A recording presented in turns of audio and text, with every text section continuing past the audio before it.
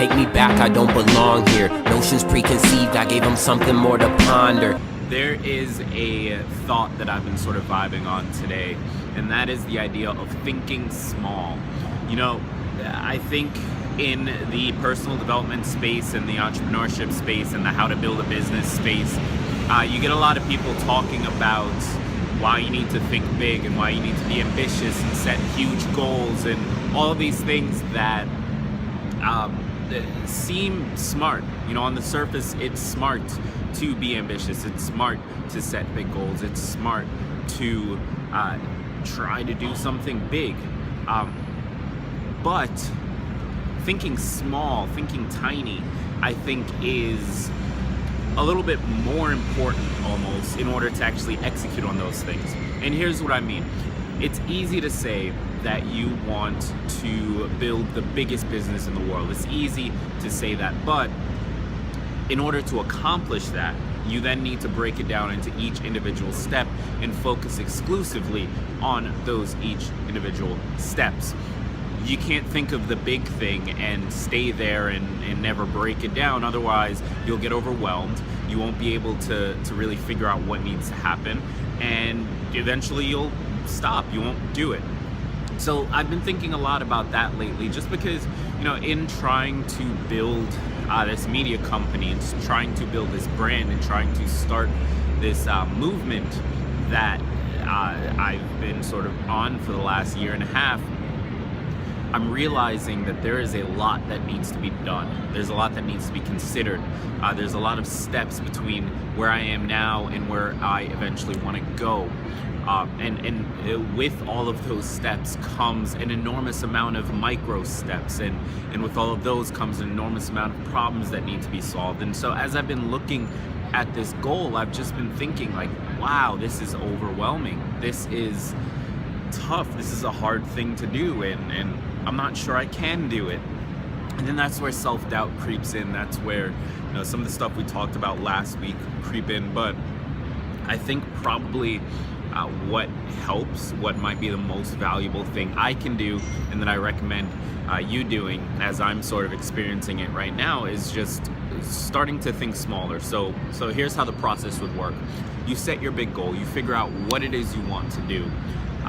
You figure that out, because of course if you don't know what you want to do, you can't build a plan of action. So you set that big goal and you still think as big as you can. You know, shoot for the sky, pick the biggest thing you can possibly think of wanting to accomplish. But then after that, you need to take the time to break it down. You know, how does that big thing turn into multiple small steps? And then each of those small steps has its own series of small steps.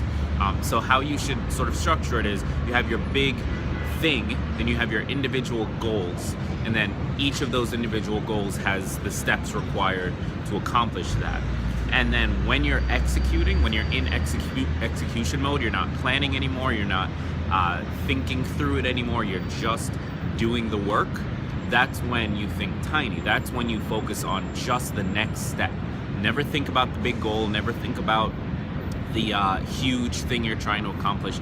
Just focus on the very next step. After you've done A, now you need to move to B and do that. And only focus on B. What is required to get B done? If you can get your mind to think just on that tiny little piece without trying to tie it back to the big thing, or without worrying about whether or not you can accomplish the big thing, or without any of the stuff that we all sort of like stress and freak out about and make ourselves feel bad about. If we can do that, get ourselves to think smaller, then I think that we can start to accomplish more. And there's a really good, what's the right word here? There's a really good example that the guys over at Fizzle.com used in a course when I was enrolled in there. It's like an online entrepreneur training company thing. It's pretty good. I recommend checking it out. It's only like $30 a month. But one of the things that Chase Reeves mentioned in one of his courses was you have sort of the worker bee mindset and the entrepreneur mindset. So the entrepreneur mindset, the boss mindset, is the person who has to sit down and make all the plans. He is trying to figure out what needs to happen. He or she, rather, is trying to figure out what needs to happen, what order it needs to happen in, how you're going to accomplish it, what the steps are, so on and so forth. That person is planning everything and figuring everything out. But at some point you need to switch over into the worker bee and actually execute on those things. You need to actually sit down and write that blog post. You need to actually sit down and create that plan. You need to sit down and delegate those tasks. Whatever the small goals are, those things need to happen. And the only way to get them done is to turn off the boss mode inside of you, turn off the entrepreneur side of you, so that you can focus in on just the task in front of you. And so that's the concept behind thinking tiny. And I think, for me anyway, I'm gonna start incorporating this into my business and what I'm trying to build, because I've just been getting overwhelmed and not executing as much as I'd like to because of that overwhelm.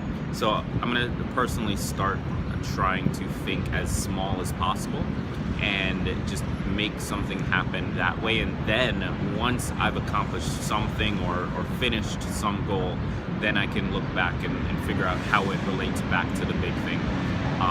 So that's where I'm at today. Hope you guys are having an awesome Monday, and I'll see you tomorrow. Speaking what I see, and that prophecy is eloquent. Wings up like they necessary, living like I'm legendary. Fly with it, opened up your mind with it. Double-headed monster.